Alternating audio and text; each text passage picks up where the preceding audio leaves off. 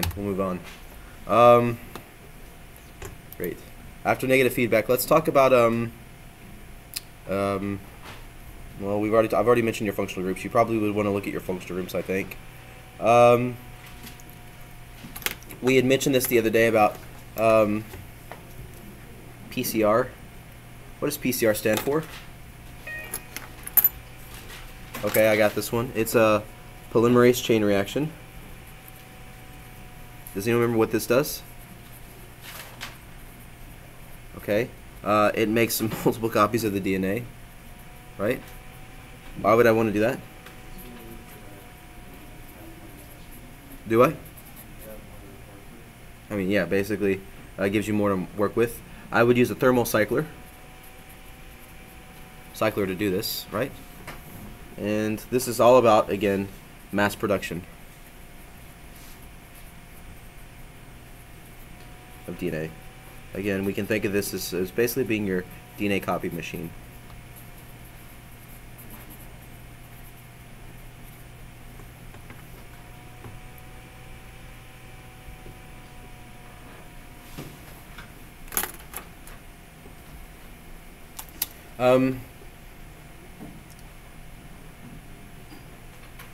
I think we would want to go through and just remember this concept of diffusion. Remember, diffusion is always a case in which you have the movement of a solute particle. Remember, the solute particles, the little dots, from an area of high concentration to low concentration. So I think like a little drawing with maybe a semi-permeable membrane right through here. Okay. You could jot this down right here as being your semi-permeable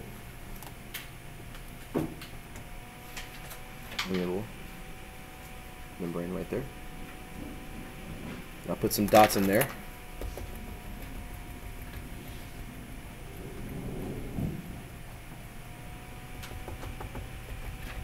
Okay, obviously which way are those dots going to move, to the left or to the right? The dots are going to move to the right, correct? So again, you're always going from that high concentration to that low concentration. And the overall process of diffusion is always considered to be a passive process. What is the term passive there representing? No energy requirement. So it's free, no ATP. But again, that really kind of is connecting us to that high concentration to low concentration movement.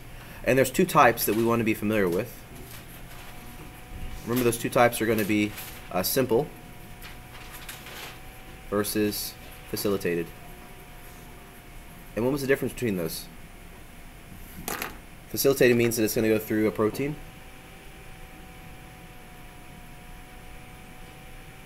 Probably specifically a membrane protein. And in simple diffusion, you're actually going to go straight through the membrane.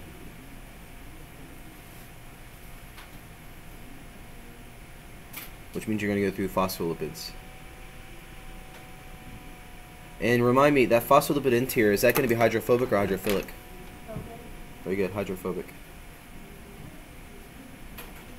So basically, simple diffusion would be for substances that are hydrophobic.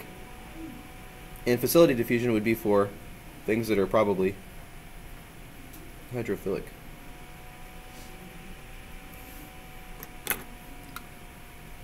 Cool? Good? Okay. Yeah. Let's... What? On the review on chapter 8, number 1, can you like go to that? Sure, at the end. Okay. Why not? Let's talk about organelles. And what I like to do on these parts is I like to just list out all the organelles first, or all the stuff first. And I've done this several times, not about organelles but other topics. So really this is just kind of in a way vocab. Cool? Okay. Nucleus. Rough ER. Smooth ER. Ribosomes, Golgi, vesicles, lysosomes, peroxisomes, vacuoles. If you want to get into that zone, we can. Let's see, cell membrane, cell wall. We should put an asterisk there by cell wall, I think. See, what else do I want to talk about? Maybe nuclear membrane, nuclear pore, nucleolus. Let's see, aside from nucleolus, centrosomes. Let's see, what else do we think? Any other requests for organelles? Oh, yeah. Our plastids. Mitochondria. That's a good one. Might as well go to chloroplasts too. I'm glad Sarah was there to remind me of those. And that's great because I just filled out the page, which was what I was really shooting for. Honestly. Good? Okay. So don't worry, we'll come back to the bottom part in just a second. We gotta start up at the top though. Okay. So just follow with me, and I think we'll be cool. Let's start out with the nucleus.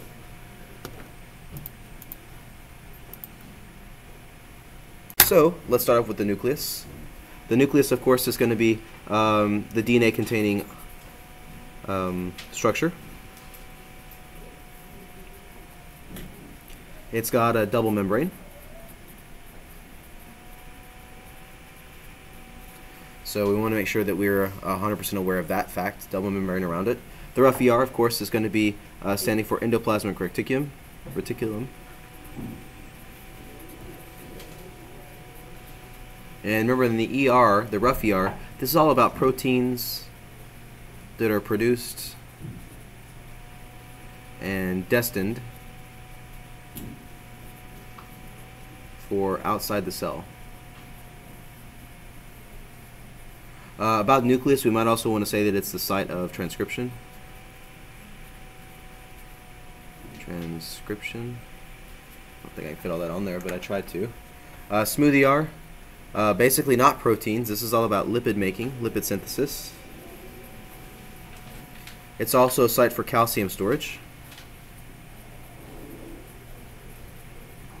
It's also the site of detoxification. Ribosomes, basically the structures that make proteins. Remember, this organelle has no membrane around it. No membrane that surrounds it. The Golgi, this is the shipping center.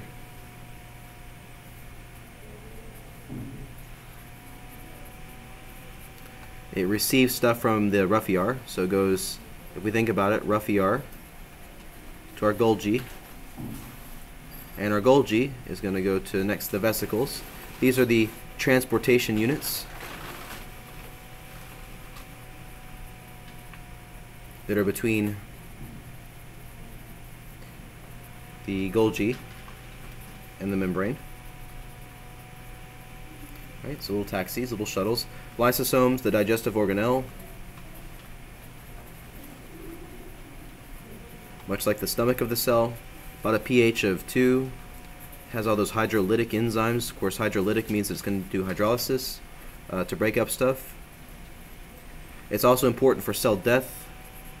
It's the cell death enzyme, if you will. When it splits open, it releases those enzymes to the cell and lowers the pH of it, so the cell dies. You might want to write down apoptosis. It's just kind of remembering that that is what cell death is. Looking at this, or continuing on with this, we've got the peroxisomes. That's next. These are going to be organelles that take H2O2 and produce from it basically water and some oxygen. Vacuoles, these are storage compartments.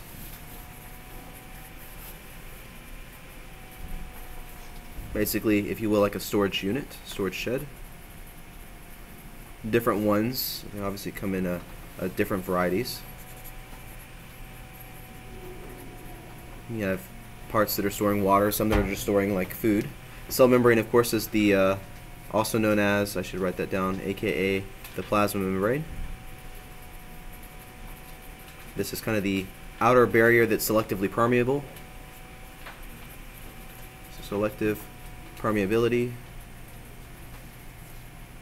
And again, it's what regulates things in and out. Kind of serves as that regulatory piece. Regulatory. Cell wall, seen in some eukaryotes, not in everything, so this is kind of hit or miss sometimes. Cell wall, of course, is important for that outside protection. We would for sure see it in bacteria.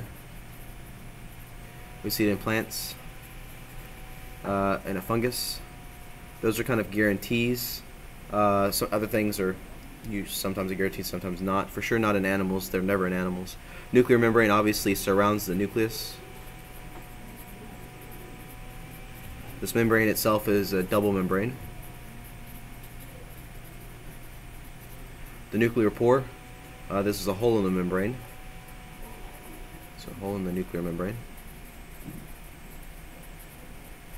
The nucleolus, it makes our RNA, which of course is an important unit for ribosomes. Remember, ribosome itself is made of rRNA and protein, so that's what the nucleolus is doing. The centrosomes, this is the origin of mitotic or meiotic spindles. Right, so your spindle apparatus, useful in mitosis. Mitochondria, of course, ATP production. Not the only place that ATP is produced. Glycolysis has the ATP being produced outside in the cytoplasm, but ATP production is a primary thing that we would see in mitochondria. Of course, this is going to be an oxidative environment, so it's going to use oxidative phosphorylation to produce the tremendous amount of ATP that it does, and for sure it's going to be an aerobic environment. And the chloroplasts, of course, are the photosynthetic unit of plant cells. And you would be seeing these guys doing two reactions, the light reactions and the thylakoid. It's in the thylakoid. And then, of course, the Calvin cycle in the stroma.